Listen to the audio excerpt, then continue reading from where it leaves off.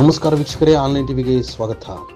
ಶಿರಾ ತಾಲೂಕು ಬರಗೂರಿನ ಶ್ರೀ ಆಂಜನೇಯ ಸ್ವಾಮಿ ವಿದ್ಯಾವರ್ಧಕ ಸಂಘದ ಸಾಮೂಹಿಕ ಶಿಕ್ಷಣ ಸಂಸ್ಥೆಯ ಶಾಲಾ ಮತ್ತು ಕಾಲೇಜಿಗೆ ಮಂಗಳವಾರ ಚಿತ್ರದುರ್ಗ ಶಾರದಾ ರಾಮಕೃಷ್ಣಾಶ್ರಮದ ಶ್ರೀ ಸ್ವಾಮಿ ಬ್ರಹ್ಮ ನಿಷ್ಠಾನಂದ ಮಹಾರಾಜ ಸ್ವಾಮೀಜಿ ಆಶೀರ್ವಚನ ನೀಡಿ 9 ಮತ್ತು 10ನೇ ತರಗತಿಯ ವಿದ್ಯಾರ್ಥಿಗಳಿಗೆ ಉಚಿತ ನೋಟ್ಬುಕ್ ವಿತರಣೆ ಮಾಡಿದರು.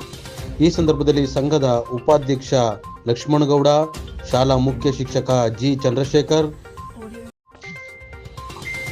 ಶಾಲಾ ಮುಖ್ಯ ಶಿಕ್ಷಕಿ ಜಯಲಕ್ಷ್ಮಿ, ಶಿಕ್ಷಕರಾದ ಗುರುಸಿದ್ದಪ್ಪ, ಶ್ರೀನಿವಾಸ್, ಲೋಕೇಶ್, ಮಹೇಶ್, ಕುಮಾರ್, ಪಂಕಜ, ಶ್ರೀನಿವಾಸ್, ಉಪನ್ಯಾಸಕರಾದ ಓಂಕಾರ್, ಗೋವಿಂದಪ್ಪ, ನಾಗರಾಜು, ಜಯಪ್ರಕಾಶ್, ದ್ವಿತೀಯ ದರ್ಜೆಯ ಸಹಾಯಕ ದೀಪಕ್ ಮತ್ತು ಶ್ರೀಧರ್ ಗೌಡ, ಕಾಂತರಾಜು, ಕಾಲೇಜು ಶಾಲಾ ವಿದ್ಯಾರ್ಥಿಗಳು ಪಾಲ್ಗೊಂಡಿದ್ದರು.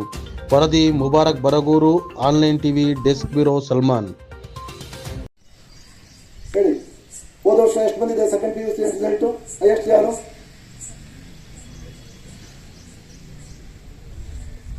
ಎಷ್ಟು ಬಂದಿದೆ? 548. 549 ಯಾರು ತೆಗಿತೀರ ಈ ವರ್ಷ? 10,000 ರೂಪಾಯಿ ಕೊಡ್ತೀನಿ ನಾನು. ಸಾಕಾಗ್ತಿದ್ಯಾ ನಿಮಗೆ? ಟೈಮೇ ಇಲ್ಲ ನಿಮಗೆ. ಈಗ 24 ಗಂಟೆ ಯಾಗಪ್ಪ ಟೈಮ್ ಪಾಸ್ ಮಾಡೋದು ಅನ್ನೋ ಮಟ್ಟದ ಯೋಚನೆ ಮಾಡ್ತೀರಾ? ನನಗೆ 24 ಗಂಟೆ ಸಾಲ್ತಾನೆ ಇಲ್ಲ. ಪ್ರತಿ ದಿವಸ ಭಗವಂತನ ಪ್ರಾರ್ಥನೆ ಮಾಡ್ತೀನಿ, ಇನ್ನೂ ಒಂದು 10 ಗಂಟೆ ಜಾಸ್ತಿ ಕೊಟ್ಟಿದ್ರೆ ನಿಮ್ಮ ಅಪ್ಪನ ಗಂಟೆ ಹೋಗ್ತಾ ಇತ್ತಾ? ನಿಮ್ಗೆ ಸಾಲೋದೇ ಇಲ್ಲ, ಟೈಮೇ ಇಲ್ಲ ಸ್ವಾಮೀಜಿ. ಯಾಕೆ ಟೈಮ್ ಇಲ್ಲ? ಲೆಕ್ಕ ಹಾಕಿ. ಮೊಬೈಲ್ ಇದೆಯಾ PUC ಹತ್ರ? ಇರುತ್ತೆ ಮೋಸ್ಟ್ಲಿ. ಕಾಲೇಜ್ ಸ್ಟೂಡೆಂಟ್ಸ್ ಅಲ್ಲ ನೀವೆಲ್ಲ. ಕಾಲೇಜ್ ಮುಗಿಯೊಳಗಾಗೆ ನಿಮ್ಮ ಜೀವನ ಹಾಳು ಮಾಡಿಕೊಂಡು ಕಡೆಗೆ ಏನಕ್ಕೂ ಪ್ರಯೋಜನ ಬಾರ್ದಲೇ ಎಲ್ಲರ ಹತ್ರ ಎಲ್ಲೆಡ್ಕೆ ಹಾಕೊಂಡು ಅಂತ ಮುಗಿಸ್ಕೊಳ್ಬೇಕು ಅಂದ್ರೆ ಮೊಬೈಲ್ ಇಟ್ಕೋಬೇಕು. ಎಜುಕೇಶನ್ ಮುಗಿಯೋದು. ಹೌದಾ? ಹೌದಾ? ಹೇಳಿ. ಮನೆ ಮಾರಿ ಮೊಬೈಲ್ ಇದು ತಿಳ್ಕೊಂಬಿಡಿ. ಮೊದಲು ಮಾತಿತ್ತು, ಮನೆಯೇ ಮೊದಲ ಪಾಠಶಾಲೆ, ತಾಯಿಯೇ ಮೊದಲ ಗುರು. ಈಗ ಮನೆಯೇ ಮೊದಲ ಪಾಠಶಾಲೆ, ಮೊಬೈಲೇ ಮೊದಲ ಗುರು. ನಿಮ್ಮ ಜೀವನ ಏನಾಗಬೇಕು ಅದು ಮೊಬೈಲ್ ಹೇಳ್ಕೊಡುತ್ತೆ. ಉದ್ಧಾರ ಆಗಿ ಯಾರು ಒಳ್ಳೆಯವರಾಗಿದ್ದಾರೆ ಕಣೋ, ಹಾಳಾಗೋಗು. ಹಾಳಾಗೋದು ನಿಮ್ಮ ಕಡೆ ಎಲ್ಲರೂ ಗಮನ ಕೊಡ್ತಾರೆ ಕಣೋ. ನಿಮ್ಮ ರ್ಯಾಂಕ್ ಬಂದು ಯಾರು ಸಹ ನಿಮ್ಗೆ ಕೇರೇ ಮಾಡೋದಿಲ್ಲ. ನಮ್ಮ ಎಜುಕೇಶನ್ ಸಿಸ್ಟಮು ಹಾಗೆ ಇರೋದು. 99 ತೆಗೆಯೋದು ಒಬ್ಬರೇ, ಒಂದೇ ಬೆಲೆ. 85% ತೆಗೆಯೋದು ಒಂದೇ ಬೆಲೆ. ಅವ್ರು 99 ಎಷ್ಟು ಕಷ್ಟಪಟ್ಟು ತೆಗೆದಿರ್ತಾರೆ. ಅವ್ರಿಗೇನು ಪ್ರಯೋಜನ ಆಯಿತು? 10 ಲಕ್ಷ ಕಟ್ಟಬೇಕು ಲಂಚ. ಕಾಲೇಜ್ಗೆ ಇಂಜಿನಿಯರಿಂಗ್ ಮೆಡಿಕಲ್ ಹೋಗಬೇಕು ಅಂದರೆ 85 ತೆಗೆದಿರೋರಿಗೆ ಫ್ರೀ ಎಜುಕೇಶನ್, ಫ್ರೀ. ಅವ್ರಿಗೆ ಫೀಸೇ ಇಲ್ಲ. 79,000 ರ್ಯಾಂಕ್ ಬಂದಿರ್ತಾರೆ, ಅವ್ರಿಗೆ ಫೀಸೇ ಇಲ್ಲ. ಒಂದು ಗೌರ್ಮೆಂಟ್ ಫೀಸ್ ಏನಾಗುತ್ತೆ, ಒಂದು 20,000 30,000 ಅಷ್ಟೇ. ಆದ್ರೆ ರ್ಯಾಂಕ್ 1,000 ಒಳಗಾಗಿ ಬಂದಿರ್ತಾರೆ ಮೆಡಿಕಲ್ ಇಂಜಿನಿಯರ್ನಲ್ಲಿ. ಅವರು 10 ಲಕ್ಷ ಕೊಡಬೇಕು ಲಂಚ. ಇದು ಯಾವ ಎಜುಕೇಶನ್ ಸಿಸ್ಟಮ್ ರೀ? ಅದು ನೀವು ಚೇಂಜ್ ಮಾಡ್ಬೇಕು. ನೀವು ಆ ತಾಕತ್ ನಿಮಗಿದೆಯಾ? ಮಾಡೋದ್ರಲ್ಲಿ ಎಲ್ಲರಿಗೂ ಫ್ರೀ ಮಾಡಿ, ಎಲ್ಲರಿಗೂ ಫೀಸ್ ಮಾಡಿ. ರ್ಯಾಂಕ್ ಬಂದವರು ಏನ್ ತಪ್ಪು ಮಾಡಿದ್ದಾರೆ? 85 ತೆಗೆದವರು ಏನ್ ತಪ್ಪು ಮಾಡಿಲ್ಲ. ಯಾರು ಚೆನ್ನಾಗಿ ಓದ್ತಾರೆ ಅವ್ರಿಗೆ ಫ್ರೀ ಮಾಡಿ.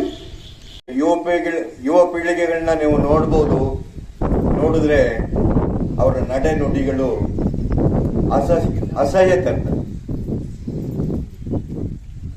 ಏನಾದ್ರೂ ಒಂದು ಸಮಾಜದಲ್ಲಿ ಬದಲಾವಣೆ ಆಗಬೇಕು ಅಂದ್ರೆ ಬಾಲ್ಯದಲ್ಲಿ ಮಕ್ಕಳ ಮನಸ್ಸಿಗೆ ಒಳ್ಳೆಯ ಹಿತ ನುಡಿಗಳನ್ನ ಕೇಳಬೇಕು.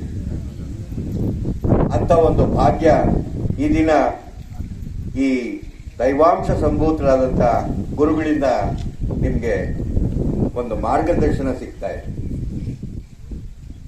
ನಾನು ಬಾಲ್ಯದಲ್ಲಿದ್ದಾಗ ಪ್ರಥಮವಾಗಿ ಒಂದು ರೆಸಿಡೆನ್ಷಿಯಲ್ ಶಾಲೆನ ಹುಡುಕೊಂಡು ಅವತ್ತು 6ನೇ ತರಗತಿಗೆ ನಾನು ಅಡ್ಮಿಷನ್ ಆಗಲಿಕ್ಕೆ ಅಂತ ಮೈಸೂರಿನ ರಾಮಕೃಷ್ಣ ಆಶ್ರಮಕ್ಕೆ ನಾವು ಭೇಟಿ ಕೊಟ್ಟಂತ ಸಂದರ್ಭ. ಅಲ್ಲೇ ಒಂದು ಇಂಟರ್ವ್ಯೂನಲ್ಲಿ ನಾನು ಪಾಸ್ ಆಗಲಿಕ್ಕೆ ಆಗಲಿಲ್ಲ ಅವತ್ತಿನ ದಿವಸ. ಅವತ್ತಿನ ದಿನಗಳಲ್ಲಿ ಇಡೀ ರಾಜ್ಯದಲ್ಲಿ ಇದ್ದಂಥವು 4 ವಸತಿ ಶಾಲೆಗಳು. ಮೈಸೂರಿನ ರಾಮಕೃಷ್ಣ ಆಶ್ರಮ, ಸತ್ಯಸಾಯಿ ಸಂಸ್ಥೆಯ ಅಳಿಕೆ ಮತ್ತು ಮುದ್ದೇನಹಳ್ಳಿಯ 2 ಸಂಸ್ಥೆಗಳು, ಚೆನ್ನನಹಳ್ಳಿ ಒಂದು ಸಂಸ್ಥೆ. ಇಷ್ಟೇ ಶಾಲೆಗಳು ಅವತ್ತಿನ ವಸತಿ ಶಾಲೆಗಳು ಇದ್ದಿದ್ದು. ಅವತ್ತು ಆ ಶಾಲೆಗಳಲ್ಲಿ ಸಿಗ್ತಿದ್ದಂಥ ಒಂದು ಸಂಸ್ಕಾರ ಇವತ್ತು ನಿಮಗೆ ಬೇಕಾಗಿದೆ.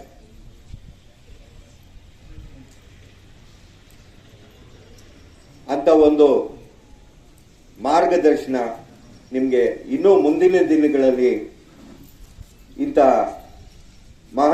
ಮಹನೀಯರನ್ನ ಶಾಲೆಗೆ ಕರೆಸಿ ನಿಮ್ಗೊಂದು ನೀತಿ ಬೋಧನೆ ಮಾಡಿಸ್ತಕ್ಕಂಥ ಉದ್ದೇಶ ನಮ್ಮಲ್ಲಿದೆ. ಏನೋ ಭಗವಂತ ಈ ಗುರುಗಳ ಒಂದು ಆಶೀರ್ವಾದ ನಿಮ್ಮ ಮೇಲೆ ಬೀಳಲಿ, ಆಶೀರ್ವಾದ ಸದಾಕಾಲ ನಿಮ್ಮಲ್ಲಿ ಇರಲಿ.